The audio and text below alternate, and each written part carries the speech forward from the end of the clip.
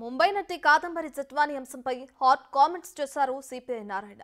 ఈ కేసులో ఉన్న పోలీస్ అధికారులను నిక్కర్లతో ఊరేగించాలంటూ ఘాటు వ్యాఖ్యలు చేశారు. బ్రతికుండగానే వారిని జీవత్వంగా మార్చాలని డిమాండ్ చేశారు. అదే వారికి సరైన శిక్ష అన్నారు. అప్పుడే వారికి సరైన బుద్ధి వస్తుందన్నారు.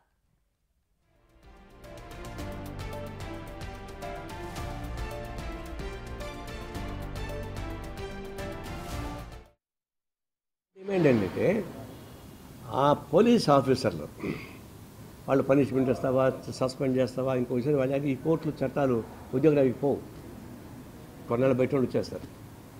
వాళ్ళని కడ్రాయిలు వేసి హైదరాబాద్లో, బాంబేలో ఊరేగించాలి బట్టలు తీసేసి.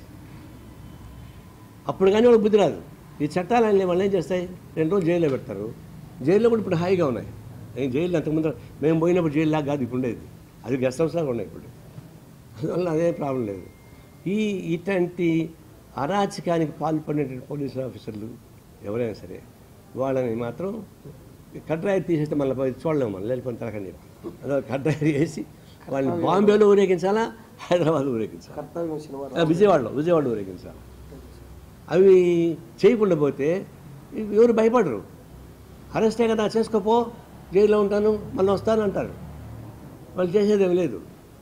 జీతం కట్ చేయొచ్చు కావాలంటే, ఇంక్రిమెంట్ కట్ చేయొచ్చు, అంతకుమించి ఏం కాదు వాళ్ళది. అందువల్ల వాళ్ళు బతికుండగానే